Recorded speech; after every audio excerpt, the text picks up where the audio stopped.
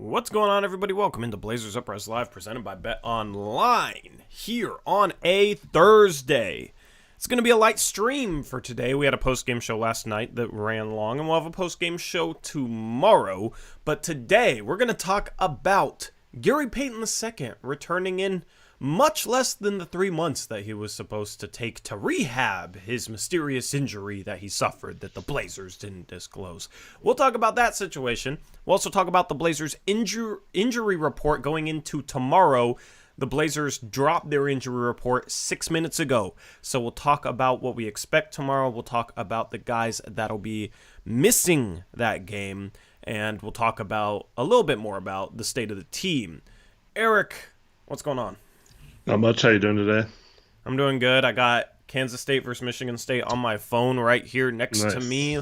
Looking forward to Gonzaga versus UCLA later. I'm going to be a nervous wreck, so that'll be fun. Yeah, that'll be fun. Anyway, speaking of fun, Eric, you know what's fun? At least for you? Picks against the spread. Winning picks against the spread, as you are number one. And a 3-3 day from you, a 3-3 day from me. Everybody else struggled. Once again, Picks Against the Spread is brought to you by Bet Online. Use the promo code BELIEVE for a 50% reward bonus. All the spreads in this segment are available for action on Bet Online with that promo code BELIEVE. March Madness, of course, going on right now. Sweet 16 just started. You can get in on that as well. And Eric, I can't make ground on you. Me and you were the only people at 500. Everybody else was either, or Chad was 2-4, but then all 5 of our mods were either 0-6 or 1-5. Yeah. Other than you and I combined 5 and 25 on their picks. And there was 6 games. One of them pushed, but 4 of the other 5 games had an island, and all 4 islands won. Can you believe that? That's crazy. Absolutely crazy. We collectively, even with me and you going 500, 11 and 37, we are now collectively, let me do some quick math here. I believe 88 games under 500. Mm-hmm. But that was the only game chat won was their double down island. So you're welcome for switching that from the Pacers, which would have been a loss, and you would have been 1-5 to giving you the option to do your island. Yeah, you helped him out. You're the only one that's picked more than half his picks right. It's kind of crazy to look at Connor, who has the same percentage as me, but is 4 games behind me, because he's lost 4 more double downs. Double downs has been his downfall, and he was first only like a month ago, or maybe a little bit more than a month, and Connor's now all the way down in 6th. I mean, this thing is still close enough. We will do picks against the spread. Final day of the regular season. That's 15 games. 15 games. We always do that to end with a bang. So nothing is out of reach. But Eric, you're sitting pretty. Chat's right there with you. I'm still 7 games back in 3rd, which I don't like at all. At all. Anyway, let's jump into the first of 4 games today. The first game is Orlando hosting the New York Knicks. And the Knicks are a 2-point road favorite. The Knicks are without Jalen Brunson. The Magic are without Jalen Suggs and Jonathan Isaac.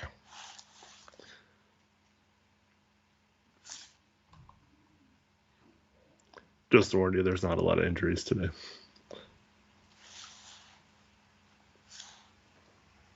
That's fine. There's your chat poll chat. Shout out to Elias for a $2 dono. Is there going to be a tank watch party? Define watch party. Like watch party stream, watch party event.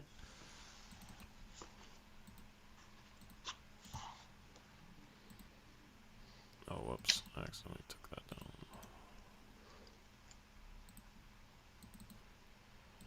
I'm just going to go with the Knicks and hope that the Magic win.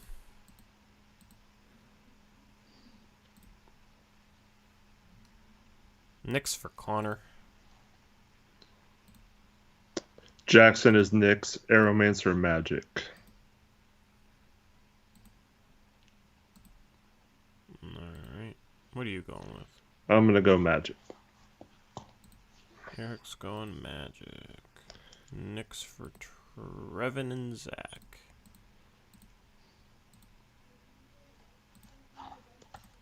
Against the grain worked well on Monday. We'll see if it works well today. Chat is going with the New York Knicks. So Eric and Aeromancer are going Magic. Everybody else going with the New York Knicks. Game 2, you got Brooklyn hosting the Cleveland Cavaliers for the second game in a row. Cleveland is a 4-point road favorite. The Cavs don't have anyone out, and the Nets only have Ben Simmons out.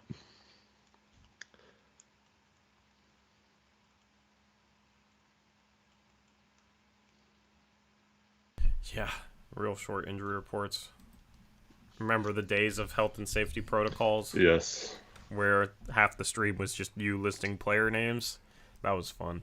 And 2 hours before the stream was just me finding out all the injuries. Yeah.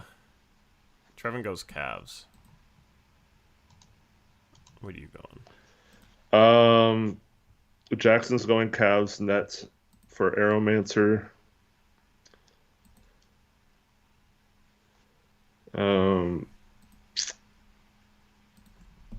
Yeah, I'm gonna go Cavs.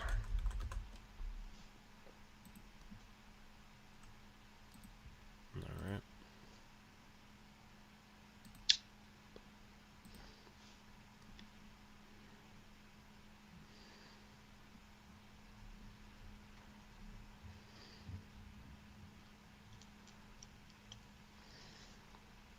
Connor's Nets. Jackson's Cavs, by the way. Okay. Connor's Nets. I'm gonna go Nets. Zach's Nets. Or, yeah. Chat is Cavs. And we can do a double down for them.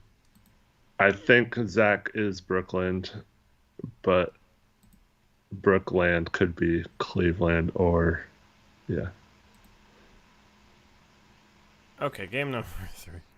We got the Pelicans hosting the Hornets. The Pelicans are 9-point home favorites. All right.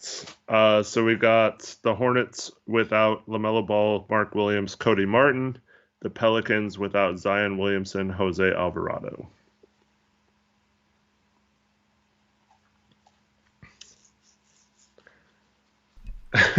Sure, Zach. That's hilarious, though.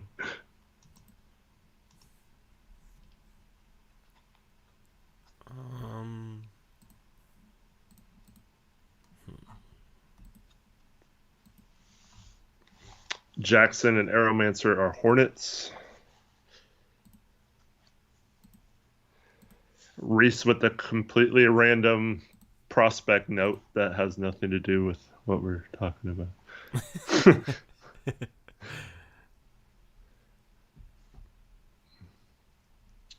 Zach is Pelicans. Connor Hornets.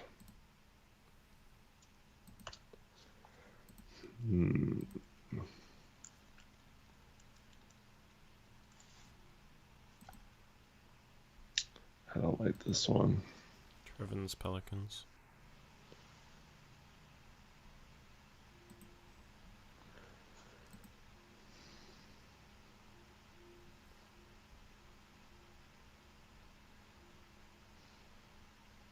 I'm going to go Pelicans.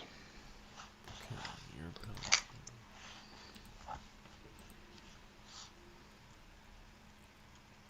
Chat is Pelicans. I'm going Hornets. Split vote. Another one. Awesome. Your Hornets, who came back from a 20-plus point deficit to get the win. Get the double down island win for me, yeah. That was insane. I got to go with them again. And then the fourth and final game, Clippers Thunder. Clippers 4-point home favorites. All right, the Thunder without Chet Holmgren, Kenrick Williams, and Alexei Pokusevski. The Clippers are without Paul George, Norm Powell, and Brandon Boston Jr.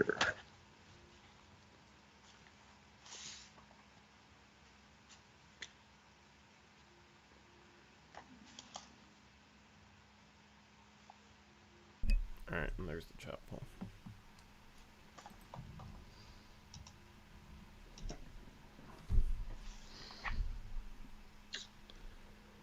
Jackson, Aeromancer, Trevin, all Thunder. Okay. Jackson, Aeromancer, and who? Trevin. Okay. Jackson went all road teams.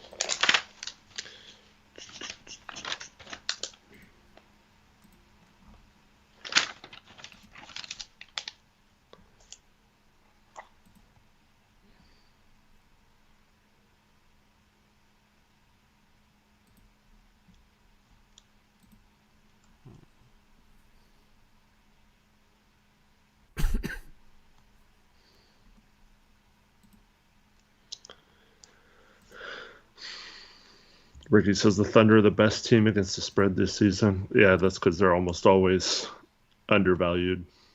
Yeah. Clippers for Connor.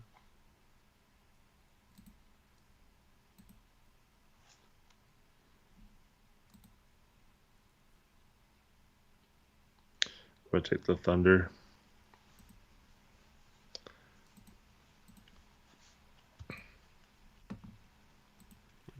Zach. Chat is Thunder. Zach's going to say Oakla Angeles or something. I'm going Clippers. Zach going OKC. So me and Connor versus the world. All right, double down time. I'll give me reach the out. options for Okay. chat. Chat has Knicks -2 at Magic. Just keep reading. Okay. Then they have Cavs -4 at Nets. Pelicans -9 versus Hornets. And they have Thunder +4 at Clippers.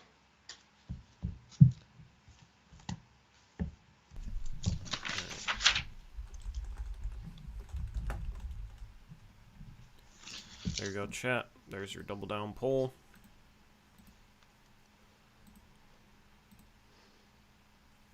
I'm gonna go with the Knicks as my double down. Jackson and Connor also Knicks. Okay.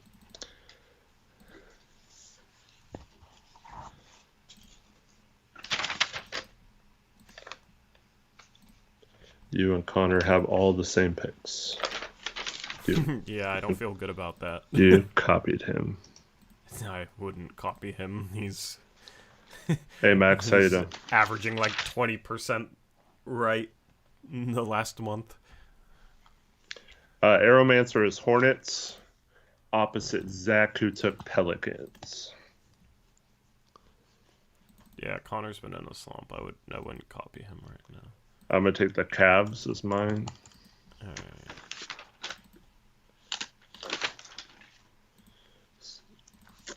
Trevin is going with my pick as the Cavs as well.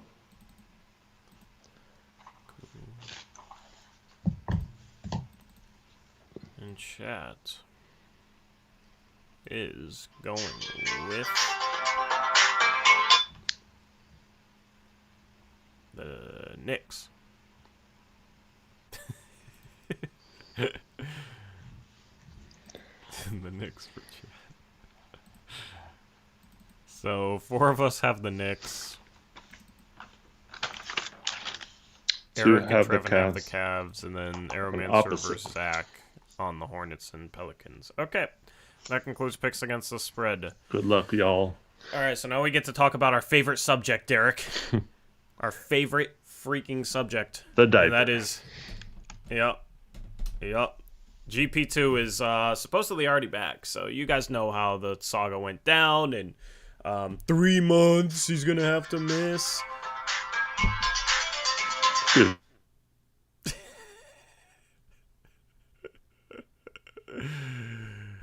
Well, okay.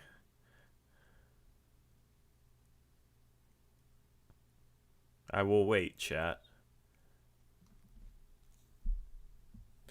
Cameron Weaver asked, do you guys think we will hear anything from the investigation around the whole GP2 situation? I have no idea. No, I mean, we haven't heard anything, so no clue.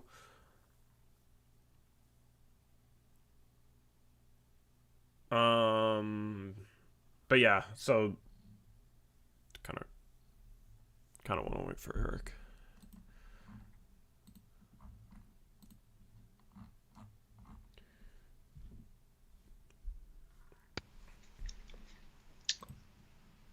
Okay, cool. So GP2, right? The whole he's gonna have to miss 3 months because the Blazers lied to us and screwed us over. I mean, it came out right after that it was more going to be closer to a month, but I know it's just still funny to see it play out in the way where they hype. It was hyperbole 3 months because he's back in half that. He's back in a month and a half. Shoot, less than a month and a half because all that went down on what, February 10th, February 9th, February 10th. That's March 23rd. So barely over a month, and GP2 is already back. So you think so there's a question. You think we're going to hear anything about this investigation or what? Because it seems like it's dragging on and we've heard absolutely nothing. Yeah, I don't know. The reevaluation indicated that Gary was continuing to make good progress, though. Of course it did.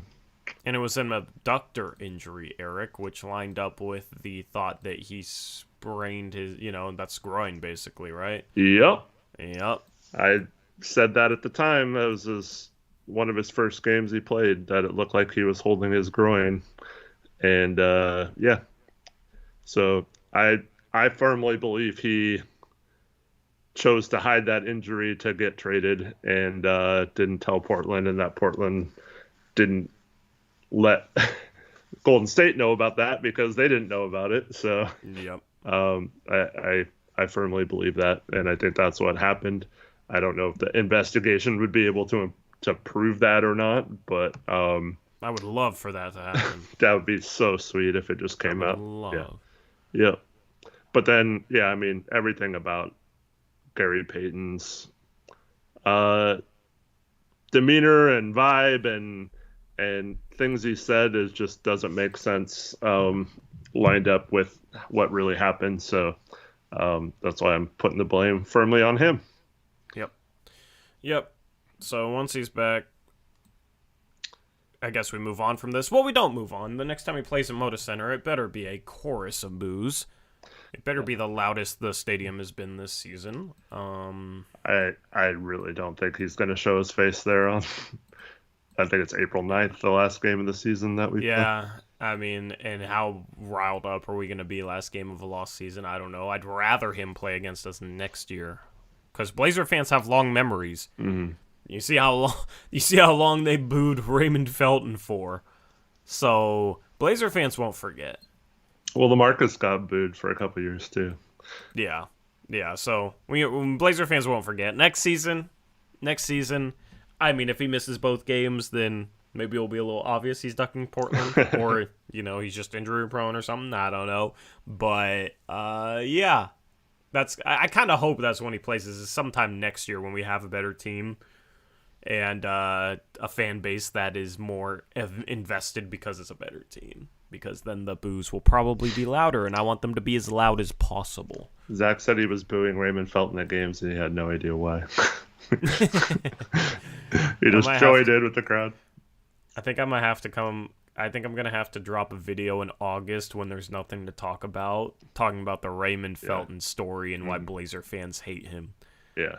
I've never dropped a video like that, but that could be fun. Anyway, let's... no, I don't think Gary Payton would be punished because he didn't do anything wrong. It's just, he's just a jerk. Yeah. And the diaper nickname started from me. I came up with it, and yeah, so that's my thing. You said that on the last stream, and I was still confused. I forgot that's who that is. Yeah. I was thinking of like young players on their team. I couldn't remember who it was. Anyway, and in case anyone doesn't know why, it's because he's a baby and he's full of crap. So yeah, very fitting. Yep. Let's talk about this injury report, Eric. So out for the Blazers tomorrow. Your guy, Ibu Baji. Yeah. And then my guy, Justice Winslow. Just kidding. He's not my guy. And then Jeremy Grant and Anthony Simons are out again. Yep. Questionable is Nasir Little, who missed last game. And also Yusuf Nurkic with right knee soreness. Probable for the game is Damian Lillard with right calf tightness. At least that's the same injury. Nurk and Ant, they're just making up soreness. Yeah. Yeah, Ant has right foot soreness. So, I mean, I hope they don't play Dame. I hope they don't play Nurk. I hope they don't play anyone. I hope we have seen them for the last time this season, because if you guys watched the postgame show last night, you know how I feel about this season and what needs to happen. Like, if Orlando can beat the Knicks today, I know I doubled down on the Knicks, but a lot of people pick Knicks, and 4 people double down on Knicks. It's really not a bad thing if the Magic win in terms of picks. And then I want the Magic to win this game. I want this pick to be wrong because I want the Magic to be 1 win back of the Blazers, because I truly think the Blazers, if they really, really wanted to, could lose basically every game the rest of the season. The only game in question is that Spurs game later on, but every other game is very, very losable and tankable. It just comes down to resting guys. And, Dame and Nurkic absolutely crushed it last night. With Nurkic out, this team gets a lot worse. I know a lot of people disagree with that, but with Nurkic out, this team gets a lot worse. So we'll see if he misses this game. I want to go all in on tanking, man. I don't like this, we're kind of tanking, but Dame's still gonna play, and I don't like that. Do you have the ability to play a press conference like you would on a post-game show? Yeah. I think you need to listen to this. Listen to what? The latest Portland Trailblazers channel post with Chauncey Billups talking today. Oh, on YouTube? Yeah. Okay, I can play that, yeah.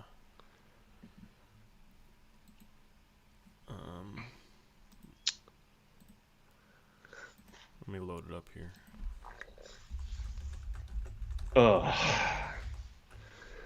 My mom said she'll be booing for sure. Gary Payton. Good. Yes. You want me to play this entire interview? How long is it? 5.5 minutes. You don't have to play the whole thing, but the quote, you can probably see it now. Where are you guys at, you think, in terms of this whole playoff chase still? Like, is there still the hunger and drive in this thing, even though it's going to take a lot?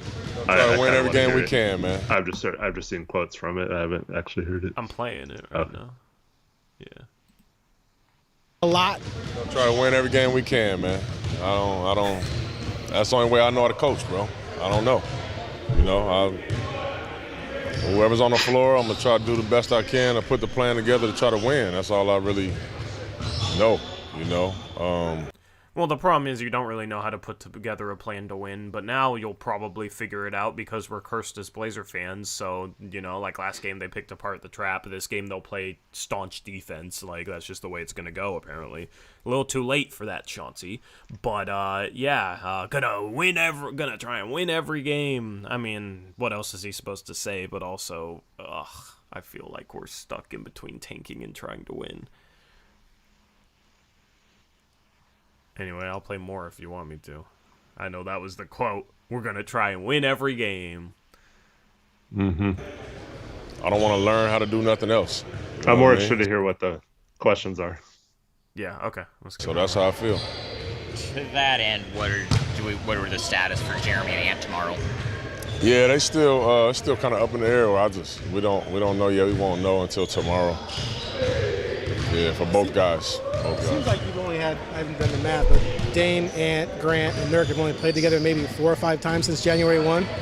Is that close? Like, do you know the number? I don't know the number, but I know it's one hand. You can count on one hand. Yeah. So how frustrating has that been? Man. When those guys play together, you guys have to win that. Yeah, that's tough. I mean, that's our core, man. I don't know that you could go anywhere else around the league and say that, and that could be true, But that's been our struggle. That's been what's been so tough for us about trying to just gain some continuity, and some cohesion, You just don't have the guys long enough. Shaden, with the way he played last night, starting it.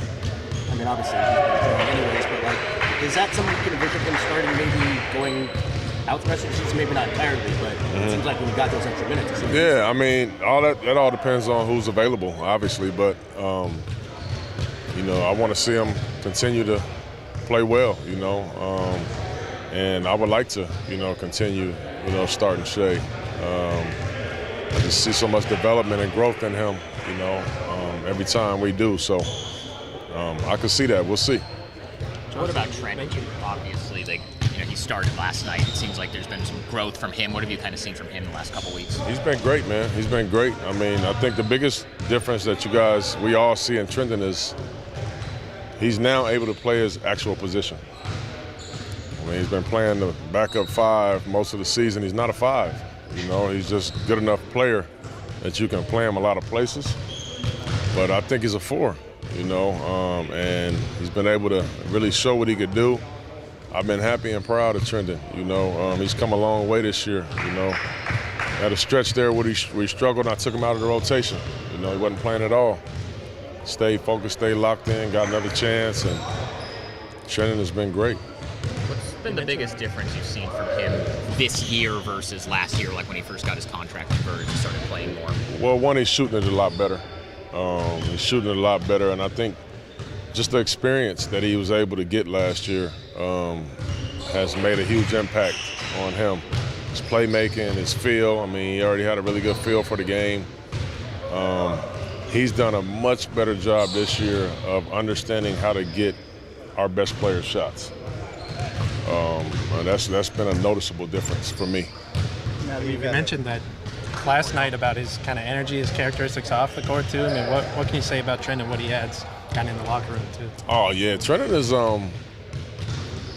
is a glue guy. He's one of those glue guys that most teams need, and I know y'all have heard me say that before, but he's a connector. He can connect with the veterans on the team, the young guys. Like he just has that type of infectious personality about him that people like. They follow Trendon, He has that, and it's a beautiful thing. It's rare too for a young guy like that to have that. Coach, now that you've had a chance to look at the tape with Shaden's performance last night, what stood out to you? Because, I mean, we look at the box score and it's like, 24, this is a big night scoring. But was there anything that stood out to you after getting a chance to look at the tape with Shaden? Yeah, I thought, his defense really stood out for me. He had a couple little undisciplined fouls, if you will, but he was in the right spots most of the night. Probably the second biggest thing that stood out is his rebounding. I mean, he got some grown man rebounds in there, man, some tough ones. And we needed them when he got them. So those things stood out to me. Obviously, his shot making and the lobs that he caught, the tip dunk, those things don't surprise me, anymore with him. Shout out to Hyperprime, $2 donut. Says, Tori, you look displeased to play the vid. Here, $2. Yeah, I am extremely bored. Hyperprime. I'm extremely bored right now. Do you want to listen to the final minute since we're already there? Sure, yeah, since we're already doing it. Well, all right. Thank you, Hyperprime, for soothing the pain. It's more about the other things, the things that I just mentioned. That's where his development is really taking shape. And you mentioned, being competitive and still wanting to be in the hunt of things. How much of a shot in the arm is last night's performance for you guys as a whole? Yeah, it was. I thought we did a good job of having great carryover from our practice. Our practices, the last few days, what we wanted to do, our game plan, against Utah. We did a good job with that. And it was just a big win. I mean, we've been on a heck of a slide here. So winning just always feels good no matter what. So it was fun. And you go to win on the road, there's no better feeling than that. Yay, we're done. So, remember, it was probably like about a month ago when we played at Washington and Trendon had a good game, and everyone was talking about how it's nice to have a versatile 5 like that. Yeah. Yeah. He's not a 5. Yeah. Well, yeah. I mean, then why did we make him the backup 5? You know what I mean? Like, why did we go into the season with Trendon and him as our backup 5s then, if he's not a 5? Yeah. Like, how do they not know that?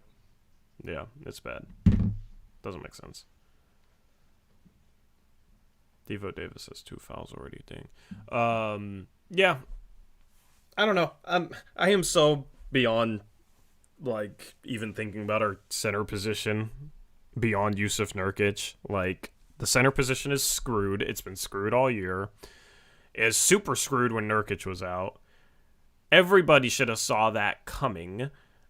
And, this offseason, hopefully we add to it. Instead of people wanting to trade an asset to get rid of Nurkic so that we have Eubanks and Watford as our centers. And lose an asset and create a hole. Even more of a hole at the center spot.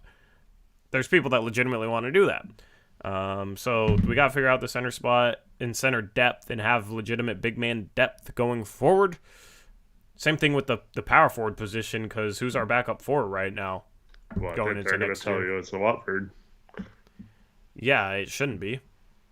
It shouldn't be. I mean, you can't just settle for mediocre players being in the rotation if you're serious about trying to be better than mediocre.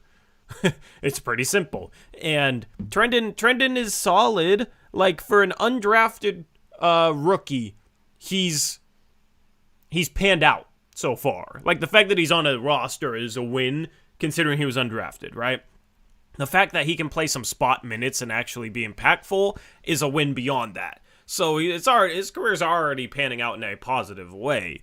But he's not good enough to just put as your backup 4 if you're trying to win games next year. And that's the problem, is like this team settles for mediocrity in the rotation while they paint it as them trying to win. They did it with Eubanks at the backup 5. And if Trent Watford's the backup 4 next year, then that's the same thing. Like, if we go into next year with Trent Watford and Drew Eubanks as our backup 4 and 5, this organization is not serious about winning games. Or they're incredibly stupid and don't know what would help them win games at a high level. It could be a combination of both, right? But you can't go into next season with Watford as the backup 4. He can be your third string, and then if somebody gets hurt, like, okay, well, I'm fine with him playing some backup 4 minutes then in case of injury. But I've talked about this for multiple years, Eric, where it's like there's certain guys that they can do positive things, and they're not terrible NBA players. But if you're trying to compete with the best, you have to have a 9-man rotation of quality players, quality role players, like high-level quality role players. If you took Trent Watford or Drew Eubanks and put them on the Boston Celtics, they're not playing. If you put them on the Golden State Warriors, they're probably not playing. If you put them on, I don't know, even the Phoenix Suns, they're probably not playing, right? Like, if you put these guys on contending teams, would they play? That's what I always look at. And if they wouldn't, then they shouldn't be a part of the rotation going into next season if you're trying to win. So that's the problem with this team, is they've settled on guys like Justice Winslow, who always gets hurt, and then when he's healthy, it's questionable whether he's good enough to help a team win at that level. Drew Eubanks, and then probably next season, Trent Watford. That's what I'm worried about. And you're going to know a lot about the direction of this team after this offseason going into next season based on who they settle for having off the bench. Yeah, I do agree with Blazer fan in chat that I think Watford and Nurk can work slightly. I mean, I don't know what level.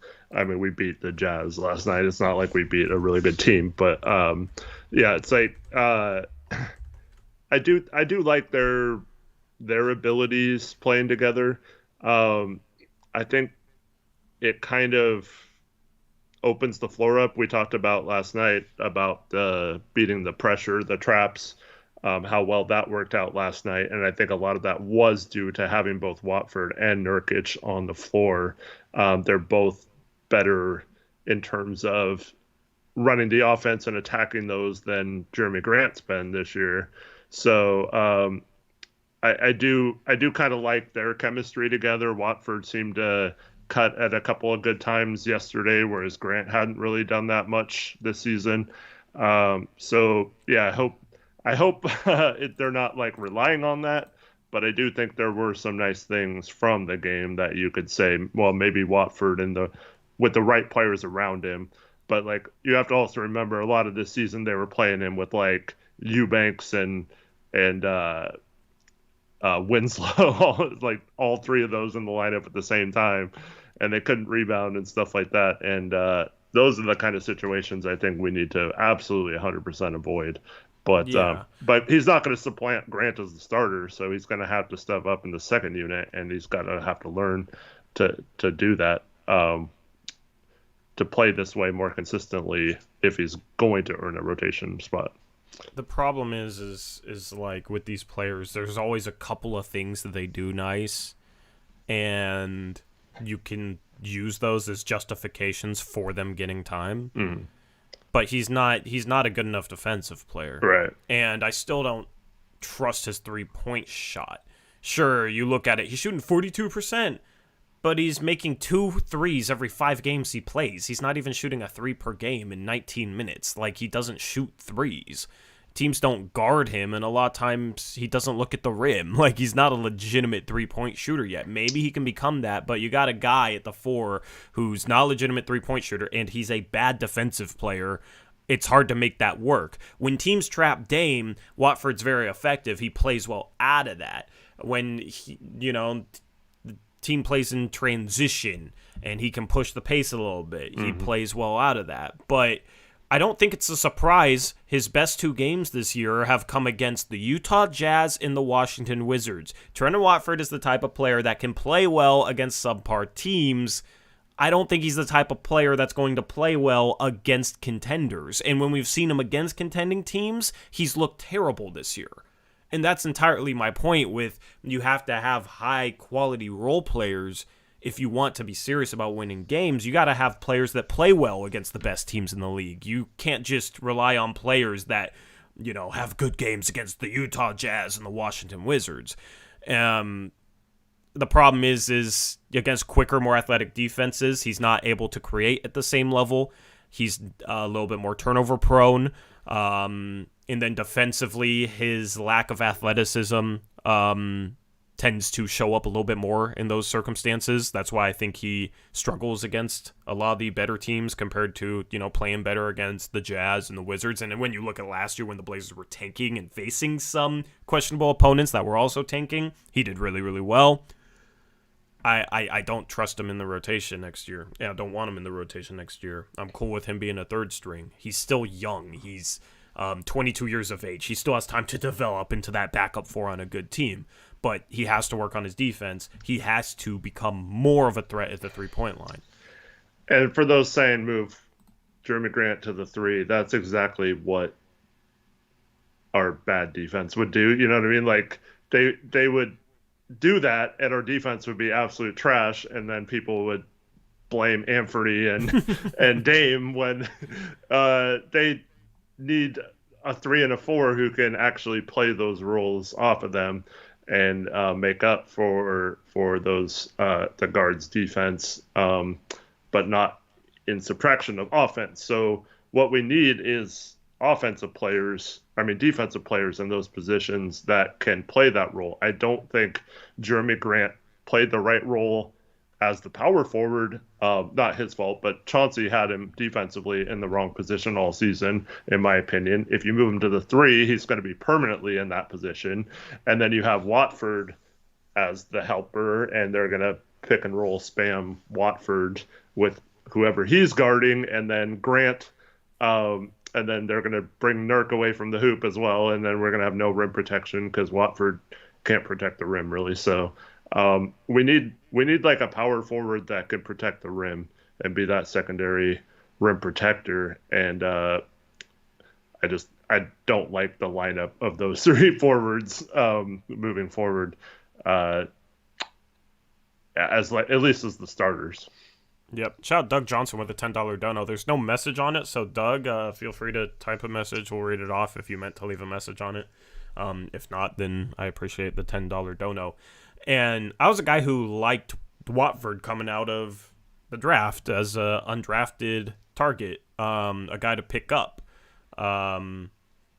here we go with Doug Johnson's comment. It says the only player that improved in defense from last year is Damian Lillard. The rest of the players are playing the worst defense of their career, according to StatMuse. Can you ask Chauncey why? Well, first off, I mean, StatMuse, like defensive analytics and stuff, are a little bit noisy. I wouldn't say that Anthony Simons has gotten worse defensively. Yeah, I think Anthony Simons has gotten a little bit better. I think Dame's been a little bit better. Everyone else, I don't think anyone else on this team has improved. The whole team concept and then the zone-heavy defenses, it's really hard to blame individual defense on those kind of things. It's tough. But, I mean, it does look – the defense as a whole has gotten worse for sure. I don't understand why that's the case. And if Jeremy Grant gets used in the right role next year because we bring in a small forward that can defend better on the ball than he can, then all of a sudden he'll look like a better defensive player. You know what I mean? Yeah. But that's just simply because he's being used correctly. So lots of things that go into it, and that's why defensive analytics are noisy, is because they can't account for all the context that goes into defense. Whereas with scoring, it's like you hit a 3, you score 3 points in one possession. It's very mathematically quantifiable. So anyway, thank you for the dono, Doug. But yeah, I like Trendon coming out of that draft, man. I'm not saying trade Trendon or get him off the roster. It's just I have never been one to just settle for mediocrity at role spots, and I know it comes across to some people like, oh, you're just a Winslow hater, you're just a Eubanks hater. Now people probably think I'm a Trendon Watford hater, even though I was on board the Trendon Watford bandwagon before we even got him. But it's because I don't want to settle for mediocrity, and I'm not going to sit here being the positive guy that some people really want me to be and trick myself into thinking the team's better than it is, because I'm tricking myself into thinking that players are better in their roles than they actually are. I'm not going to do that, because then it's going to be disappointing when, oh, look, he can't handle playing this role consistently. Now, of course, he might take a jump next year to the point that he can. There is some speculation here, but I mean, I wouldn't trust him. I wouldn't trust him being the backup for next year, like on a night in, night out basis. If he can defend better than he has this year and knock down threes, then maybe that'll be all right. But I'm not fully confident in that happening. That's how I view it. Mm-hmm. So, Gray Hughes asks, how do we allow Simons to blossom? He's already blossoming. I'd say, okay, he's 23 years old. He's averaging 21 points per game. He's shooting 37.7%, which is a little under his career 3-point average, but he's shooting over 9 attempts a game. That's actually really good percentage for that volume and the type of shots he gets in that. And he's actually shooting if you take out the rookie year where it doesn't really count because he barely played any minutes outside the last game of the season. He's shooting a career high 52.8% his first season outside his rookie year, over 50% on 2-point shots as well. And then free throws, I mean, he's a really good free throw shooter, so he's shooting nearly 90% from the free throw line. So offensively, he's there. I mean, he's blossomed. So like the only thing he has left to prove in my mind is, one, be a little better facilitator in the second unit when Dame's off the floor. And I think that is a byproduct of the lack of shooting around him. And I think that's why we need shooting. And with that second unit, another scorer that can take some of that pressure off of him and have some gravity, because he's played in lineups with that second unit that has zero gravity on offense. And I think that's been the main problem with Anthony and why he struggled at times this year, and why it looks like he's having inconsistency problems, is because the lineups that he's in are so disadvantageous to like him succeeding, in my opinion. And so that just we also don't get him open 3-point looks when he plays with the starters. Like, we don't do a good enough job of getting him open threes. And then with the defense, like I've seen signs of him improving a lot on defense, but I mean, a lot of the times it's him in the paint trying to be our rim protector and things like that. And so I still believe that If you just let him, like maybe his offense suffers a little bit, but when you still have Dame at a high level, just let Anthony take more responsibility on defense, and it's okay if his offense suffers a little bit, but let him be on the ball more and not a help defender more, and I think his defense would improve. I called it. Anthony was going to get the CJ treatment. I mean, remember the situation he was in to start last season, 2021, coming off the bench behind guys. If you said, oh, in a little bit more than a year from now, he's going to be averaging 21 points per game, 4 assists on a 58 true shooting percentage, you would have said, oh, wow, he blossomed. Oh, amazing. He was coming off a season where he averaged 8 points per game, shooting 43% from the field, 42% from the field and 43% from 3, 40% from 2 in 17 minutes per game. He was averaged 8, 2, and 1.5 assists in the 2020 to 2021 season. If you said in a year and a half he's averaging 21 and 4, that's absolutely blossoming. It's just, I don't know, like expectations have somehow accelerated faster than his own growth, which he's grown a ton in the last 2 years. So I just don't understand that. And keep in mind, Dame and CJ were both his age when they got their main run in the NBA. So, I mean, Dame was a year or two younger, but CJ was 23, I think, when he started actually playing for us. So, like those, we're comparing him to like prime Dame and CJ when he's where they were at their stage of the career, basically when they came into the NBA. Yeah. But I called it. I said, Ant's going to get treated like CJ. Everybody wants to trade CJ so we can start Ant, but watch, a year from now, he's going to be getting all the CJ criticisms, even when he's playing well. I said that. I saw it coming. Shout out Gray Hughes Investigates, $10 dono. Thank you, Gray. Says, I think Watford is good and could be a very good player. He has great instincts. Have you guys noticed how Nurk often refers to sharing the ball when asked why the team played better? Yeah, I mean, that's the main positive with Trendon Watford, but it's not enough. He doesn't have great defensive instincts. I would say his instincts on defense, I don't know. If anything, they might be bad. He's looked worse defensively than he did last year, which is confusing to me. Like, that's one of the guys where I think that might apply to. I don't know if his instincts are bad defensively. I just don't think he's quick enough laterally to have those instincts be like 100% valuable. Yeah. There are just times where he rotates so late, and I also baffling. think his defense was pretty bad last year. We just got caught with the whole Krish lockdown defender thing, and it seemed like he was better than he was because we were hyping him up in that way. But I don't think he really played that good a defense last year either. Yeah, well, I'm not saying it was good last year. I just think it's worse this year because he's been terrible lately defensively. But I mean, he still has time to grow. I think the second part of his was a silent knock. You can correct me if I'm wrong, Gray, but a silent knock on Dame, since he has that anti-Dame thing. I mean, I don't think that's the case at all. The second part was, have you guys noticed how Nurk often refers to sharing the ball when asked why the team played better? I mean, with Dame playing the way Dame plays, we're an elite offense almost automatically, so. Yeah. And Nurk wouldn't say that about Dame. Yeah. And he likes passing to Dame on those cuts. They had that great play last night where Dame drew a bunch of guys and then he sharply cut to the basket. Mm-hmm. Yeah. Mm-hmm. Dame had 12 assists, so Dame shared the ball, Mm-hmm. Yeah, absolutely. We didn't even shoot well from 3. We just took care of the ball and played at a fast pace and got to the line. What's up, Slim? How you doing? He says, realistically, it's going to come to a point where you have to choose between Ant and Shaden. Why can't Shaden become the 3? And why does that point have to come anytime soon? Or why can't you play those guys in a 3-guard lineup and play Sharp next to them for a few minutes a game and everybody gets 30 minutes a game?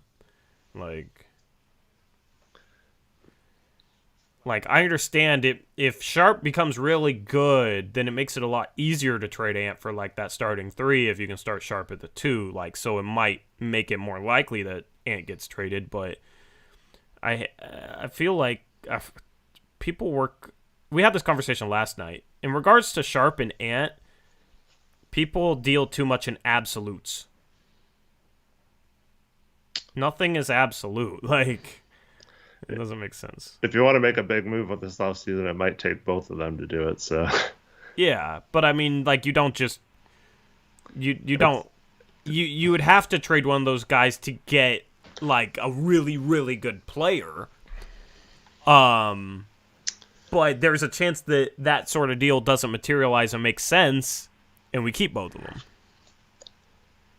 Yeah, it's two different conversations. One is, do you have to choose one or the other? And the other is, will we be put in a situation because of the lack of contracts that we might have to trade Anthony, or like make that decision? Like, do we have to include Anthony to make a big trade? And that's probably yes, if we're talking about a star player.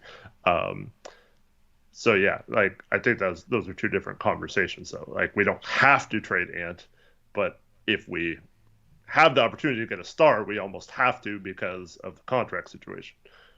Khalid says, I thought we learned our lesson from Dame CJ Powell. What makes you think Shaedon Sharpe is Norman Powell? First of all, Powell's was like 6'3", good standing reach and length, I guess. But I mean, Sharpe's in a different stratosphere in terms of athleticism, moving his feet, like, could be really dedicated himself to defense. Yeah, I mean, he'd need to become that sort of defender. I'm not completely ruling it out because I think he has the physical gifts. But yeah, I wouldn't just compare him to Norman Powell. And he's not going to start at the 3 unless he becomes a good defender, in my opinion. He's fine. He's like, if he's the third best guard, behind Dame and Ant, but is really good, just play him 30 minutes a game off the bench. But now, it doesn't really make sense to play a guy like 35 minutes a game off the bench because then you get into you're like, A, subbing them in so early, it doesn't make sense to just not start them, or B, you're playing them like 18 minutes in a row to end each half. But if you're around 30, that gives you, in those 18 minutes, it gives you a little 3-minute rest there. At some point in that stretch of time, is that stretch of playing time. So it could be 3 minutes to start the second and fourth quarters after playing the final 6 at the start of each half, and then you play the final 9 minutes of each half. You know what I mean? Like, there's different ways that they could formulate the lineup where it doesn't have to pigeonhole Shaedon Sharpe in as the starting 3 in order to get him 30 minutes a game. So why rush him? Like, don't rush him. Like, let him naturally grow into that role. And if it becomes a situation where you have something good available for Ant and you're comfortable with where Sharpe has gotten to, then you pull the trigger. And Jack Norbert says, when I was saying if he becomes a good defender. Well, I got news for you. He's not a good defender right now. He's worse defender than Anthony. He makes a lot more mistakes within the team concept than Anthony does. And so if you just put him out at the 2, that doesn't make our defense any better just because he's bigger than Anthony. Like, that's such a myth. And size does not necessarily matter in terms of your front court, your point of attack defense. Where it matters is in the paint and protecting the rim. And we don't have good point of attack defenders, and we don't have good rim protecting defenders.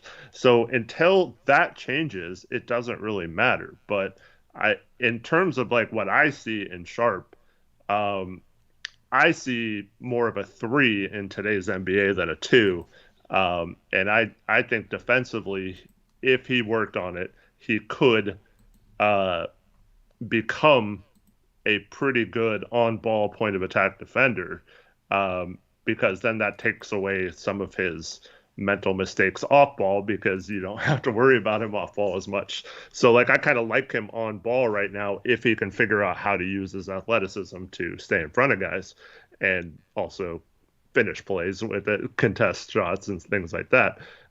So yeah, I would like to see that develop. And I think if it does, then you're talking about another potential 20-point game scorer that's able to play the 2 or the 3 and can play minutes at both, then like I don't know, that to me is how you get levels better as you step up to contention, not trading one of them because the other one's like has one good game. Yep. Anyway, we'll talk more about this type of stuff on the post-game show tomorrow. Is there anything else that you wanted to cover today? I don't know. Somehow Gray Hughes thinks Ant, Sharp, Nurk, Grant, and Watford would be better than Damian Lillard. And so, Gray, we've said a million times we're not going to discuss Dame trades. We're not. I've said a million times I'm not interested in discussing hypothetical Dame trades. If he asks I've out, never done a video on it. I don't talk about it. Yeah. Yeah. I don't know, man. Like I just I've tried to be clear about it because I just don't have interest in discussing that at all. So, anyway, anything else you wanted to get into here or no? Because I'm trying to run and watch this game. Yeah, I can't imagine blaming Dame. I don't get it. Yeah, I don't get it. But everyone has their own opinion. But I appreciate everyone for watching. Hope you enjoy the tournament games tonight. If that's what you're doing, good luck to you, Tori, and the Gonzaga Bulldogs. Yeah. And go right now, go Arkansas. Well, yeah, well, that game has not started off well for you, but you can't rule out a comeback. They came back against Kansas. Mm-hmm. But Devo Davis got 2 early fouls, which definitely hurt them because he carried them against Kansas. Anyway. Yep, we'll talk more about things tomorrow night. Hopefully you guys have a good rest of your Thursday. And, yeah, I mean, we're just grinding until the end of the season, then we'll have video content, so that'll be fun. So, really nothing to plug other than bet online. Use that promo code BELIEVE for a 50% reward bonus, and we're out of here. Until next time, as always, peace out. Go Blazers.